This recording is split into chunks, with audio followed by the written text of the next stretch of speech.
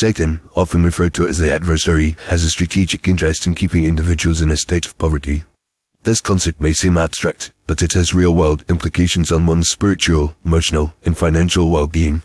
The idea is rooted in the understanding that Satan seeks to undermine God's plan for humanity, which includes living a life of abundance, prosperity, and purpose. By keeping people poor, Satan aims to limit their potential, create division, and divert their focus away from their spiritual pursuits.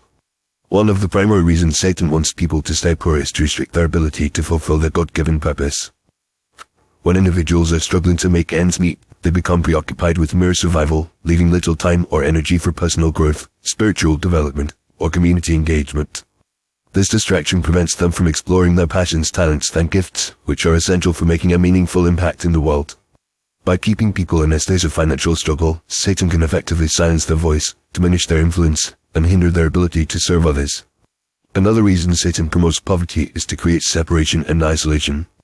When people are struggling financially, they often feel ashamed, embarrassed, or frustrated, leading them to withdraw from social connections, community involvement, and even spiritual practices.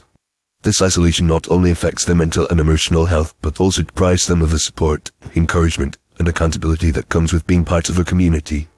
Satan uses poverty as a tool to divide people, fostering a sense of loneliness, disconnection, and hopelessness. Furthermore, Satan uses poverty to limit people's access to resources, information, and opportunities. When individuals are struggling to meet their basic needs, they often lack the means to invest in their education, personal development, or business ventures. This restriction prevents them from acquiring the skills, knowledge, and networks necessary for upward mobility, innovation, and entrepreneurship. By denying people access to these resources, Satan can effectively stifle their creativity, ingenuity, and progress, keeping them trapped in a cycle of poverty. So, how can individuals fight against Satan's plan to keep them poor? First step is to recognize the spiritual dimension of poverty and understand that it is not just a financial issue, but a spiritual one. By acknowledging the enemy's tactics, people can begin to break free from the mindset of poverty and start to think differently about their finances, relationships, and purpose. This requires a shift in perspective from focusing on scarcity and lack to embracing abundance, generosity, and gratitude. Another crucial step is to seek financial literacy, education, and support. This can involve learning about personal finance, investing, and entrepreneurship, as well as seeking guidance from mentors, coaches, or financial advisors. By acquiring the knowledge, skills, and tools necessary for financial management, individuals can begin to build wealth, create opportunities, and secure their future. Additionally, people can fight against poverty by building a strong support network, including friends, family, and community. This involves cultivating relationships, joining social groups, and participating in community activities that foster connection, encouragement, and accountability.